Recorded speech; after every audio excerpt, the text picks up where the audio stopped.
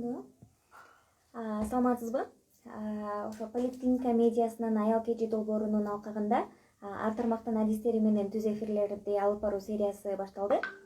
Биринчи эфирибиздин коногу болуп, психологиялык кеңеш берүү борборунун негиздөөчүсү психолог Шолпан Мамытова. Саламатсызбы? Кош келдиңиз. Рахмат.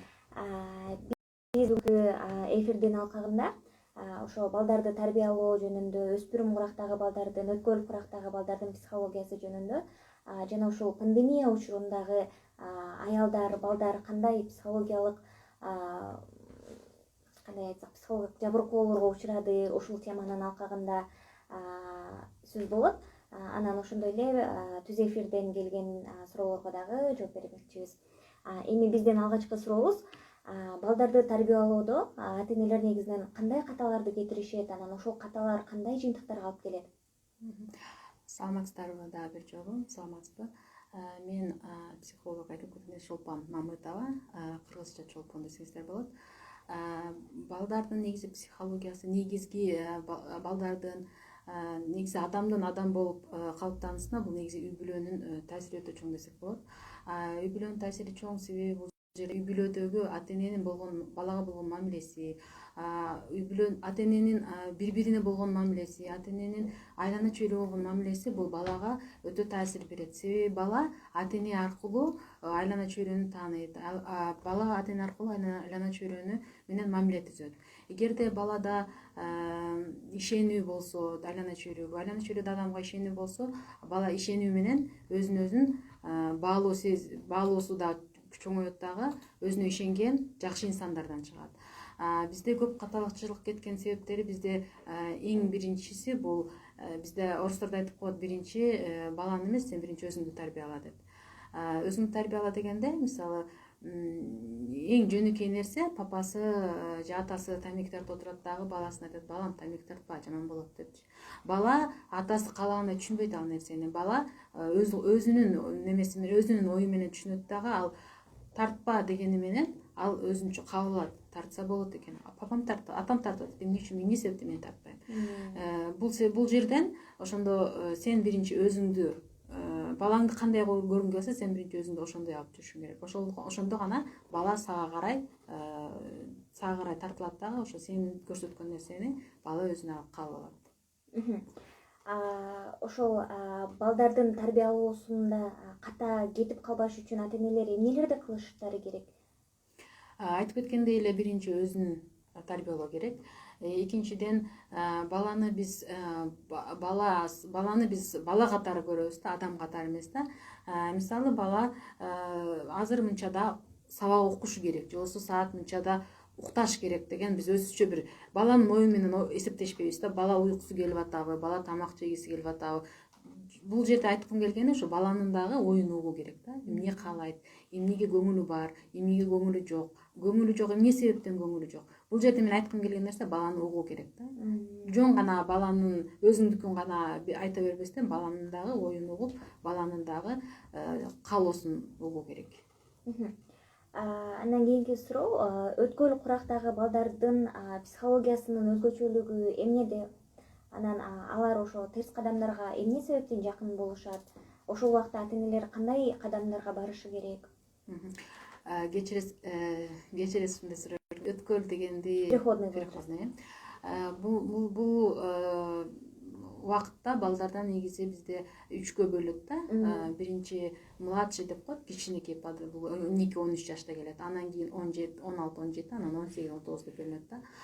Бул жерде эң биринчиден бул жерде гормоналдык организмде ар кандай өзгөрүүлөр өтөт. Ошондуктан гормоналдык жактан дагы бала жабыркайт. Мисалы, адамдар бул жерде бала же кичинекей эмес, же чоң эмес да, эки жолдо жүрөт. Анан ошол жерде эгерде чоң киши же ошо ата-энеси балага туура мамиле кылса, бул убакыттан бала жеңил өтөт.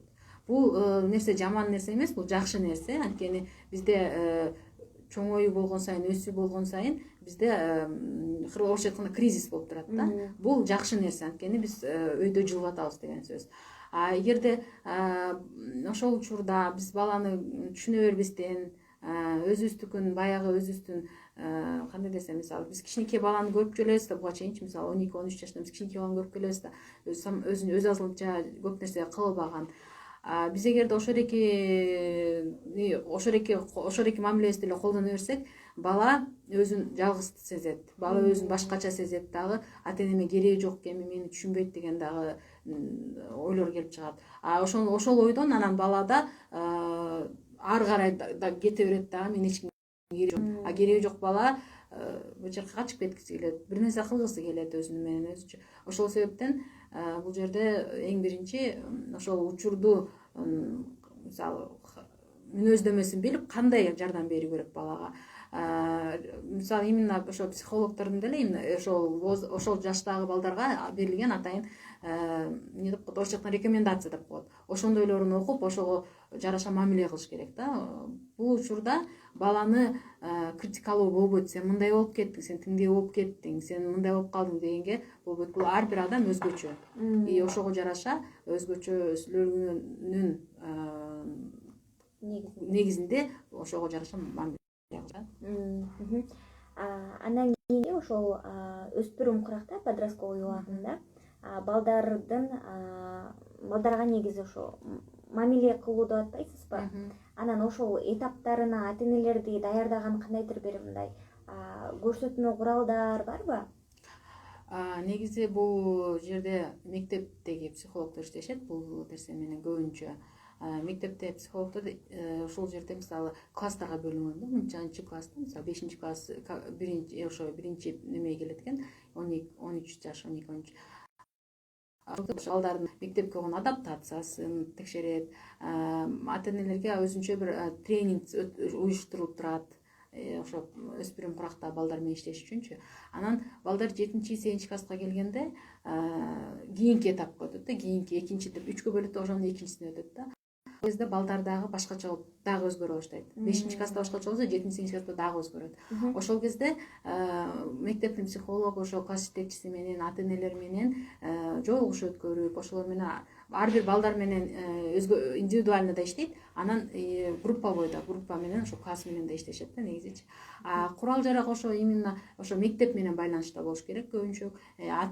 Мугалим менен биринчи, экинчи психолог менен да байланышта болуш керек да. Урматтуу көрүүчүлөр, биз эскерте кетсек, бизде азыр конокто психологиялык кеңеш берүү борборунун негиздөөчүсү психолог Шолпан Мамытова отурат. Эгерде сиздерде ошо балдарды тарбиялоо жөнүндө суроолоруңуздар болсо, бизге түз эфирден берсеңиздер, биз Чолпон айымга жеткизебиз.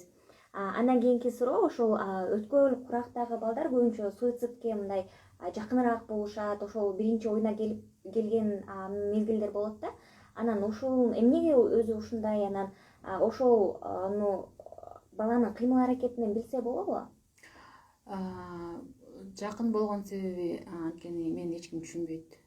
Ата энелери башкача мамиле кыла башташат, анткени бала өзгөрдү, бирок ата энелердин мамилеси өзгөргөн жок да. Ошол себептен ал өзүн мени эч ким түшүнбөйт, мен эч кимге керек эмесмин. Андан көрө мен болуп кетсем же бир нерсе болсо мага ата энем көңүл бурат.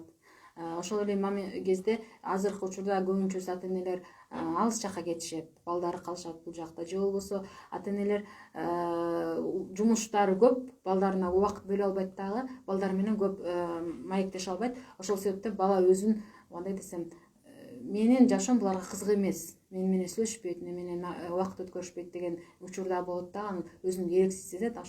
Ошол себептен болушу мүмкүн суицид. Суициддин белгилери өтө айтыш кыйын, себеби адам өзгөчө.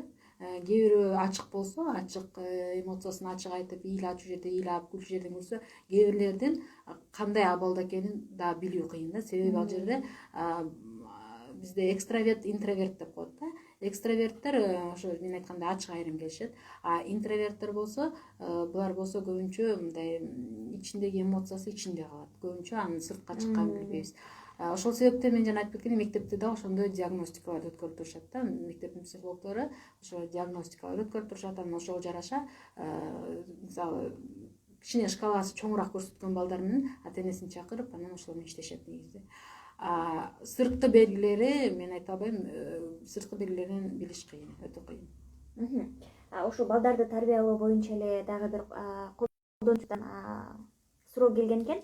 Балам 5 жашта дейт, адамдар менен эч эле учурашканды билбейт, кантип көндүрсө болот дейт.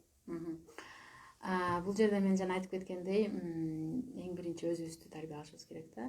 Бизди көрүп бала ошону учурашыш керек экен. Биз эгерде өзүбүз мисалы элдер менен учурашыш керек, түшүндүрүш керек да, мындай урушпай, биз кандай десем, биз биринчи эле урушка киребиз да. Антпейсиңби, мынтпейсиңби, кылбайсыңбы, учурашпайсыңбы? Жок, жөнөкөй убакытта отуруп адамдар келгенде учурашуу керек. Учурашканда эмне себептен учурашат, ошону да түшүндүрүү керек, түшүндүрүп кетиш керек да. Анткени биз кичинекей кезибиз негизи бала менен чоң кишинин кабыл алуусу өтө айырмаланып турат. Аны деле мисалы өзүңүздөр билсеңиздер болот. Эгерде балдарыңыздар болсо да, бир нерсени айтып туруп, кайрадан ошону сурасаңыз, ал башка нерсени айтат. Сиз айта турган нерсени эмес, ал башка нерсени түшүнөт да. Ошондуктан баланын мисалы ошол нерсени түшүндүрүп аракет кылыңыз. Экинчиден ошону түшүндүрүү керек да, урчпастан, критика сөз айтпастан, сен мындайсың, тиңдейсиң. Жок, жөнөкөй гана эмне үчүн учурашат адамдар, ошону түшүндүрүп, эгерде ал түшүнүк жетпесе, жомок түрүндө айтса берсе болот. Анткени балдар көбүнчө жомокко жакын болушат. Жомокто эмнеге андай болот, эмнеге мындай болот деген учурларда ошо жомок аркылуу балага айтса, ошону бала туура түз кабыл алат да өзүнө. Жанагы суицид темасына эле улай суроо келген экен. Баланы суицидтен кантип сактап калса болот, анан социопат балдарды кантип коомго көндүрүш керек деген суроо келиптир. Суицидти биз биринчиден биле албайбыз. Анан кийин суицид эгерде бир белгилери болуп байкап калсаңыздар, сөзсүз түрдө психологко баруу керек. Өзүңүздөр сактап калабыз деп терс нерсе кылып жиберишиңиздер мүмкүн да, мисалы. Анан эгерде байкап калсаңыздар, сөзсүз түрдө психологдорго кайрылыңыздар. Жок дегенде эле мектептин психологуна кайрылсаңыздар болот. Андан кийинки суроо ошол пандемия учурунда көбүнчө айымдар үйдө отуруп, иштебей үйдө отуруп калышты, балдар дагы сабакка барбай калышты. Анан депрессиядан чыгуунун жолдору кандай болот ошол убакта? Бул пандемия учурунда көбүнчөсү мындай тамашалап айтканда, менин үйүмдө жакшы эле адамдар жашашат экен көрсө деген сыяктуу көбүнчөсү бири менен пикир алышты. Көбүнчөсү бири менен кандай адамдар менен жашап жүргөнүн билишти десек болот.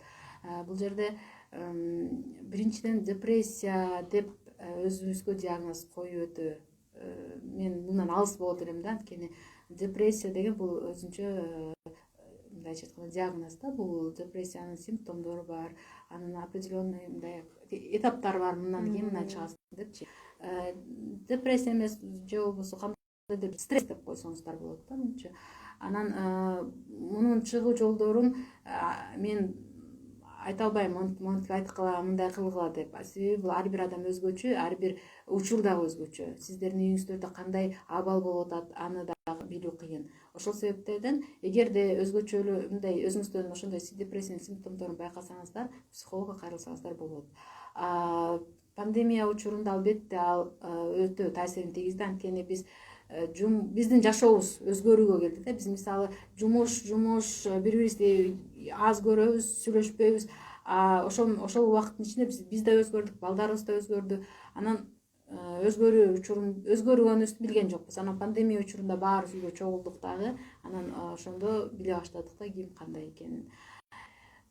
Бул жерде эгерде өзүңүздөн депрессияны байкасаңыз, депрессия деп биз мен ар бир жөн эле стресс болгон учурда мен депрессия деп айтуудан алысмын да. Анткени депрессия бул өтө мындай кандай десем, орусча айтканда серьезный нерсе да.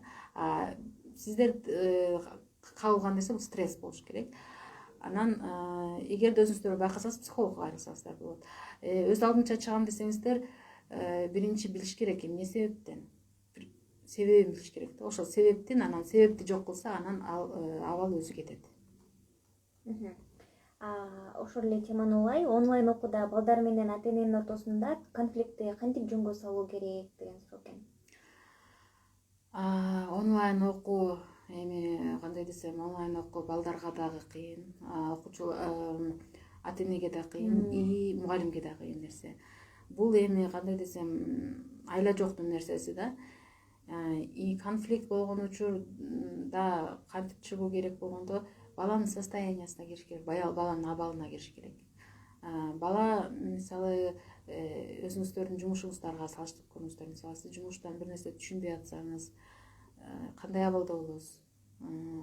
Ошол эле учурда жумушка барбай үйдө отуруп калган учурлар болду. Ошол учурда кандай болосуз? Ошол абалды өзүңүзгө коюп көрүп, анан коюп көрсөңүз жеңилирээк, балаңызды түшүнсөңүз, анан жеңилирээк кабыл аласыз да балаңыздын конфликтке барган учурларын, же балаңыз сизди укпай койгон, же сабагын жазбай койгон учурларды сиз жеңилирээк кабыл аласыз экен, сиз балаңызды түшүнүп турасыз. Мисалы мен деле кызым онлайн окуйт, мен өзүмөн айтып кетсем да, как ата эне катары болот учурлар, мындай сабакты түшүндүрө албай калган учурлар болот. Мен ошол учурда кызымдын состояниясына кирем дагы, какой-то момент анын сторонасында болом да, ал жакта болом. Кел экөөбүз чогуу чыгарып көрөлү. Мен дагы түшүнбөй атам. Биз чоңдор кандай, биз көп нерсени кабылмай айткандан уялабыз да. Мисалы, математиканы чыгарыштан билбейм деп айткандан уялабыз. Мисалы да, мен өзүмдүн байкашымча. Жок, мен да билбейм. Давай экөөбүз чогуу чыгарып көрөлү. Кандай болот экен? Анан эжеңен сурап көрөбүз деп баасы менен болот дагы, анан өзүм мындай кыйыныраак, поддержка сиздерден сизге жөнөнүп окуй баштайт да. А эгерде сиз мугалим жакка өтүп алып эле окуу кыл дей берсеңиз, бала өзүн басып салат дагы, окуу калып калат. Ал эми айымдар темасына келсек, үйдө отурган айымдар ошо терс ойлордон кантип арылса болот, кантип өзүн үй бүлө менен эле ошо үй жумуштары менен эле чектеп калбай, мен ушу менен эле чектелип калдым деген терс ойлордон кантип арылса болот? Ар бир адам негизи эмне деп коет, бир нерсе менен биз жумуш деген, кээ бир адамдарга жумуш бул акча табуу керек деп атат. Кээ бир адамдарга жумуш менен жашайт. Адам эгерде өзүн орусча айтканда удовольствие получить деп коет го. Эгерде ошо любой нерседен удовольствие алса, например, ошол нерсе жашоо деп эсептелинет да, менин оюмча. Эгерде мисалы айымдар үйдө отуруп өзүнө жаккан эмне жагат, ошол нерсени мисалы үйдө отуруп деле көп нерсе кылса болот. Үйдө отуруп деле азыр онлайнга өттү көп нерсе. Азыр үйдө отуруп мисалы жөнөкөй эле нерсе тиксеңиздер болот, жөнөкөй эле нерсе түймө түйсөңүздөр болот. Ар кандай колдон мисалы ар кандай оюнчуктарды түйсөк болот. Ошондон эле кайра акчага айлансак болот да. Мисалы азыр онлайн менен кайра эле ошо жасаган нерсебизди кайра сатып, ошо акча алгандан ошол нерсе бизге удовольствие деп коет, ошондой алабыз. Өзүбүздү эмне жакса ошо менен алек болушубуз керек. Эгерде мен үйдө отурам, мен эч кимге мындай болгом, эч кимге эчтеке кыла албайм, андай состояние болот. Бирок андан ошо өзүңүзгө жаккан нерсени, жок мен тиге албайм, жок мен түймө түйө албайм, жок мен адам болбойт анда эчтеке кыла албаган. Эгерде каалоо болсо, каалоонун негизинде көп нерсени кылса болот. Ошо бала тарбиялоодо кыз бала менен эркек баланы тарбиялоонун өзгөчөлүктөрү барбы? Экөөнү эки бөлөк подход жасаш керекпи, кандай кылыш керек? Албетте бар. Себеби бизде кыздардыкы башкача болот, балдардыкы мындай, кандай десем, биринчиден это эркек анан кыз деп бөлүнөт, эркек анан аял. Бул жерде мисалы биз кыздай тарбиялашыбыз керек. Мисалы мындайча жөнөкөй эле нерсе, кыз апасын карап өсөт, бала атасын карап өсөт. Бул жерде балага көбүрөөк атасынын, биз айтып коебуз, мен жана айтып кеттим, ата энени карап өсөт деп. Бала көбүнчө атасын карап өсөт, кыз көбүнчө апасын карап өсөт. Ошол кезде мисалы тарбия берип атканда деле же жөнүндө жүргөндө бала мындай, кандай десем, мындай подсознательно деп коет да, ошол боюнча эле бала папасын эмне кылса, папасынын немеси менен, тарбиясы менен кетет да. Эгерде папасы биз жана башында айтып кеткендей тамеки тартып алып, балам тамеки тартпа десе, бала аны кабыл албайт деп ойлойм. Ал кабыл алат, тамеки тартып берсе болот экен, же болбосо двойной немени кабыл алып калат да. неге папам тамек тартпа дейт да өзү тартып атат деген сөз да келет да. Ошол себептен албетте экөөнүн тарбиялауда айырма бар. Биринчиден бул папасы менен апасы жакты, эки жакта алат. Бул жерде тарбиялап атканда кийинки жашоосуна таасир эте турган нерсе апасы менен баласынын мамилеси, атасы менен кызынын мамилеси кийинки жашоосуна өтө таасирин берет.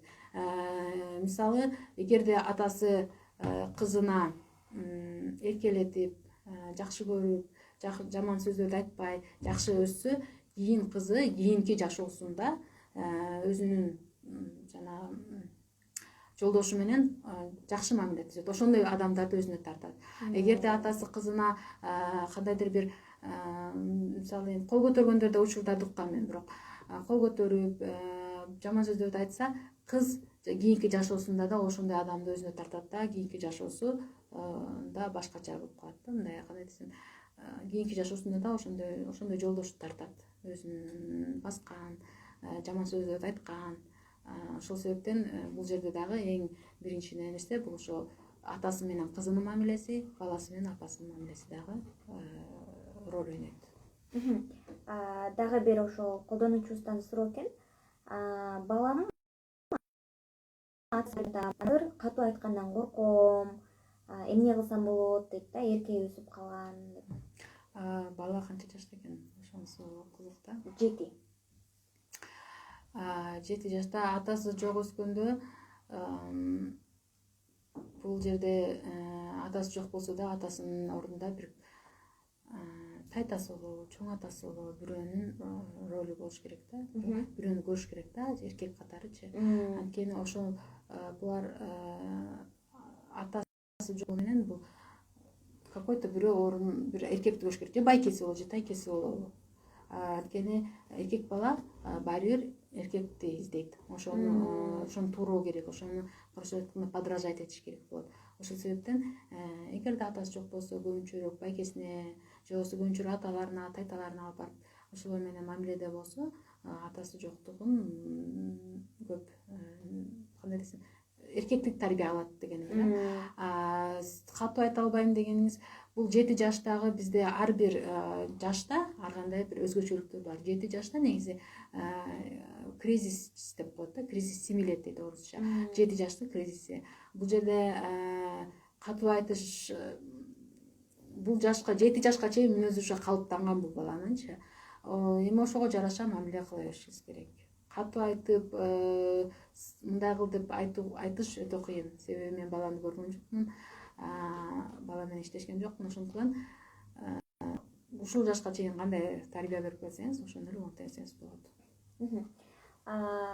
Дагы бир суроо, ошо балдардагы өзүнө болгон мындай самоуверенность деп коет го орусча. Ошону кантип калыптандырып, кантип өнүктүрсө болот, ошо самолюбияны кантип көтөрсө болот баладагы? Башында айтып кеткен нерсе бул эң биринчи ушу үй бүлөдөн башталат. Эгерде үй бүлөдө ата-эне баланы дайыма мактап, кылган нерсесин мындай калп эмес, чын эле мактап, кылган нерсесин көрсөтүп, мына мен балам ушуну кылыптыр, молодец, менин балам ушундай, менин балам сулуу, менин балам акылдуу, менин балам, ушул нерсе бул айтыла берген нерсе баланын мээсине сиңе берет дагы, сиңе берет. Ошондуктан көбүрөөк баланы эркелетип, көбүрөөк баланы ошондой жакшы нерселерди айтыш керек да. Сен мындай болуп каласың, сен тиңдей болуп каласың, сен окубасаң 2 алсаң тияка барып каласың эмес. Сен окушуң керек, сен окусаң ушундай болосуң деп жакшы нерселерди айтыш керек да. Көбүнчө позицияны, көп жакшы нерселерди айтыш керек да. Ошондо бала өзүнө өзү ишене баштайт. Ишенген адам өзүнүн ичинде ишенсе, ошол сапат пайда боло баштайт. Ишенүү сапаты. Сен акылдуусуң, мен акылдуумун деп өзүнө өзү ишенет дагы. Действительно, мындай кандай десем, ошол нерсени чакырат ичинен. Биз баардык адамда көп сапаттар бар. Ошону айтуу менен гана, ошол эрекеге умтулуу менен гана биз ошол сапатты ойгото алабыз. Эгерде биз ал сапатты айтпасак, басып салсак, ал сапат ойгонбойт. Мисалы, ошол эле акылдуулук, ошол эле дагы сапаттар бар. Мисалы, ошол эле орусча воспитанность деп коет, тарбия мындай. Ошол нерсенин баарын бул ошо ата-энесинен биринчи. ата энесинен чыккан бала, мисалы ошондой өзүн жакшы сезген бала башка социумга барса дагы ал өзүн жакшы сезет. Анткени ата энесинен алып чыккан мындай өзүнө өзү ишенгени бул жакта да калыптанат. Анан эгерде адам өзүнө өзү ишенсе, өзүн өзүн жакшы билсе, жакшы көрсө, айланасындагылар дагы ошондой мамиле кыла башташат. Анан азыркы убакта ошо онлайн окуунун айынан балдар ошо телефонго көп убакыт коротуп калышпадыбы? Ата энелер деле ошол абалга келип калышты да, көп үй бүлөдөгү абалда бардыгы эле телефон карап калганчы. Анан ушунун баланын калыптануусуна тийгизген терс таасирлери барбы? Анан кантип баланы алаксытыш керек? Биринчиден терс таасири бар. Себеби бул жерде бала мындайча айтканда виртуальный жашоого кетип калат да. Мындай адам менен адам сүйлөшкөнү унутуп калат, мамиле түзгөнү унутуп калат. Ошол себептен анан жанагындай конфликттер пайда боло баштайт. Мисалы мектепке барса, же болбосо кандайдыр бир социумга барса, ошол жерде конфликттер пайда боло баштайт. Анткени бала виртуальный мир, жана телефон менен эле сүйлөшүп, ошо менен атныш мамиле курганды билет, мындай жашоодо мамиле кура албайт. Ошол себептен конфликттер пайда боло баштайт. Эгерде баланы биз мисалы азыр кичинекей кезинен баштап неме кылып атышат да, телефон берип коюшат колдоруна. Ал учурда бала вообще башка жакка кетип калат, башка мирге, башка анын жашоосунда адамдар жок болуп калат да, анын жашоосунда только ошо виртуальный жашоо болуп калат.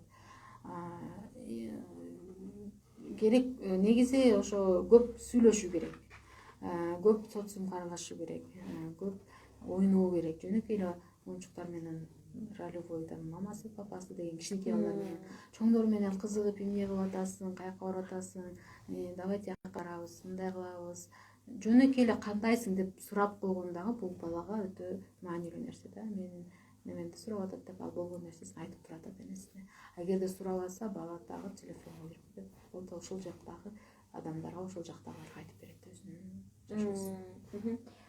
Азыр ошо PUBG, анан TikTok деген сыяктуу тиркемелер чыгып, анан балдар сааттап ошол тиркемелерде отуруп жатышпайбы? Анан лимити барбы ушул негизи телефон колдонуунун?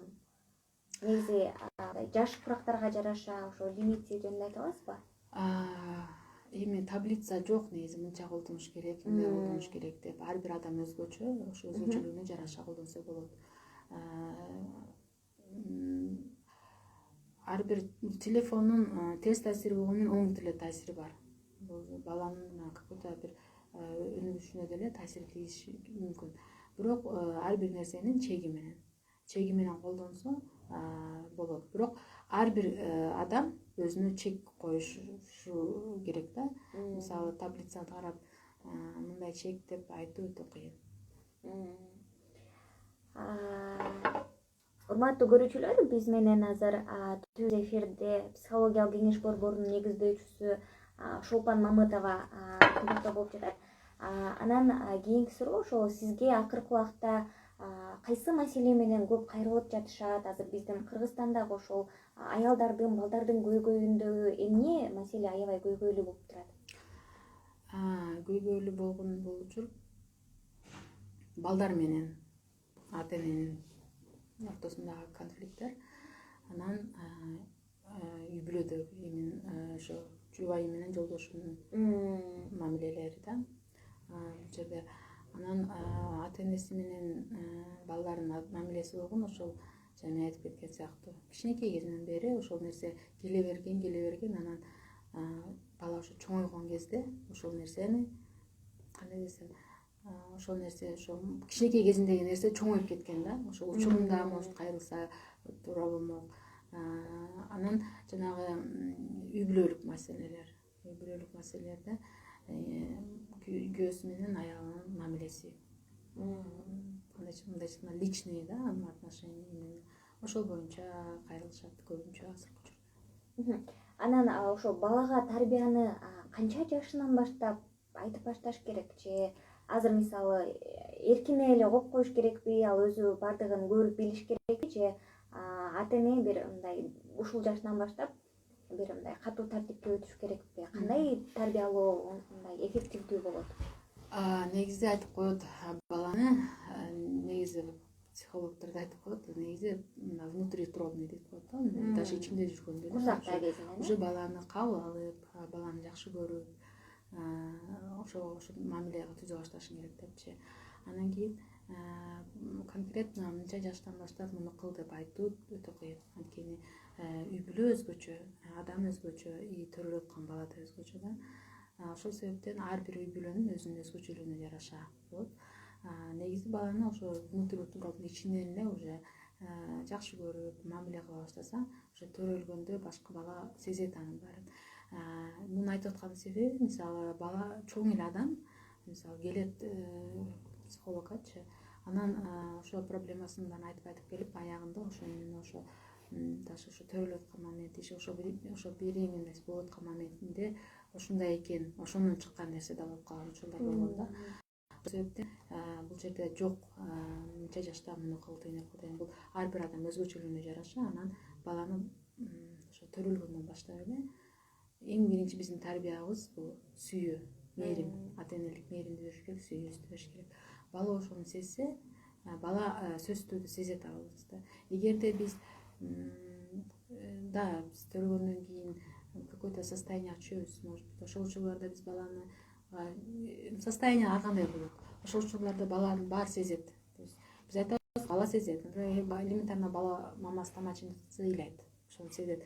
Ошол сыяктуу бала баарын сезип турат. И баланы мен айтып кеткендей, ошо төрөлгөндөн баштап эле сүйүүңөрдү, мээримиңөрдү берсеңиздер, бул биринчи этап да тарбиянын. Дагы бир ошо колдонуучубуз жазган экен, баласы ошол бала бакчага барарда, барбайм деп ыйлайт дейт да, эртең менен турбай бала бакчадан качып ыйлайт. Анан мунун себеби эмнеде, кантип көндүрсөм болот дейт. Ушул темада мен өтө неме кылгым келет да, ата энелердичи. Биз бала бакчага алып барып атканда биринчи бала бакчага алып барып атканда барардын алдында бир эки жума мурун алып барып ошо бала бакчаны көрсөтүп, мына ошол жака келебиз, бул жакта мындай болот, тигиндей болот. Биз ойлойбуз бала түшүнбөйт деп, бирок бала баарын эле түшүнөт. Айтып берип, ушул жака жатасың, уктайсың, бүт мындай айтып бериш керек да, подробно кантет, эмне кылат, кимде болот, кандай ойношот, ошонун баарын айтып берип, 1-2 жыл алып келиш керек бала бакчага. Анан келе баштаганда бала бакчадагы тарбиячылар айтат, мынча саат, ошону туура колдонуш керек да. Мисалы, башында 2 саат алып келди, 2 саат алып келиш керек. Анан бала бакчага барганда, баланы мен сага бала бакчага алып баратам, мен сени ушул жерге таштап кетем, анан саат мынчада кел, алып кетем мен сени деп түшүндүрүп айтыш керек да. Мен өзүм бала бакчага алып барып жүргөм да, балдарымды көп көргөм. Ата энелер келет дагы, мен азыр келе калам, мен азыр магазинден барып шоколад алып келе калайын, анан азыр келем дейт. Бала күтөт мамасын. Жок, анан баланын мамасына болгон ишеничи, баланын айлана чөйрөгө болгон ишеничи жоголот. Ошондо бала садиктен кача баштайт, ошо бала бакчадан кача баштайт. Ошол себептен балага түшүндүрүш керек да. Мен азыр жумушка барышым керек, мен жумушка барып иштешим керек. Сага мындай алып беришим керек, мен акча табышым керек. Сен ушул бала бакчада болуп тур, уктайсың, тамак ичесиң, анан мен сени келип алып кетем деп түшүндүрүп, 1, 2, 3 жолу, 4 жолу ушинтип түшүндүрүп таштап кетсе, бала кырындык менен көнөт. Эгерде таштап туруп ыйлаган бойдон качып кетсеңиздер, бала көпкө чейин бала бакчага көнбөйт. Көпкө чейин 7-8 даже так эле көнбөй коюшу мүмкүн да, качып калат да. Анткени ал жерде калып калат балада, мамам качып кетет азыр, мени таштап кетет, келбейт болду депчи. Ошондуктан балага түшүндүрүш керек да. Анан сиз жогоруда сөзүңүздү айтып өтпөдүңүзбү, ошо төрөгөндөн кийинки бир стресстик абалга кабылышат депчи. Азыр ошол көп айымдар ошондой абалга кабылышат экен да. Ошо төрөгөндөн кийин мындай жумуштар менен эле чектелип калып, сыртка чыга албай, мурунку жашоосун сагынып, анан ушул абалдан кантип чыгыш керек? Негизи бул каралат норма деп айтылат. Нормалдуу нерсе да, мисалы, төрөгөндөн кийин организмде өзгөрүү болот, чоң өзгөрүү болот. Гормондор кайтадан өзүнүн ордуна келиши керек. Кайтадан организм өзүнө келгенче физиологиялык жактан дагы адамда мындай гормондордун таасири менен адамдарда ар кандай абалдар болушу мүмкүн да. Мисалы, бирде жакшы, бирде жаман болушу мүмкүн, туруп ыйлагысы келиши мүмкүн. Бул төрөгөндөн кийинки мындай айтканда нормалдуу нерсе. Бул бир 5-6 айга чейин болушу мүмкүн да. анан 1 жылга чейин болушу мүмкүн эң көп дегени. Но 1 жылдан ашып кетсе бул уже кандай десем депрессия деп уже специалисттер кайрылуу керек да. Бул ошол убакыттын ичинде жолдошу дагы ошого түшүнүү менен мамиле кылса, жолдошунун жардамы, үйдөгүлөрдүн жардамы, мындайча айтканда поддержкасы менен аял ошол нерседен өзү акырындык менен чыгып кетет. Анан негизи эле баланы ошол урушпай тарбияласа болобу же ошол уруш дагы бир методуна киреби бала тарбиялоонун? Урушпай тарбиялоо эми так урушпай коюу деп айтпайм да, эми уруш керек ар бир нерсенин чеги менен. То есть бул жерде да чекти кармаш керек да. Уруш керек, только кол көтөргөн, ар кандай немелерди колдонбоо керек да. Мындай кандай десем, биздин темп үнүбүздүн эле өзгөргөнү аларга башкача сезиле баштайт. Ошол эле нерсени колдонсок жетиштүү болот деп ойлойм. Ошол кол көтөргөн, үй бүлөдө чоңойгон баланын кийинки психологиясы кандай болот? Кийинки психологиясына өтө таасирин тийгизет.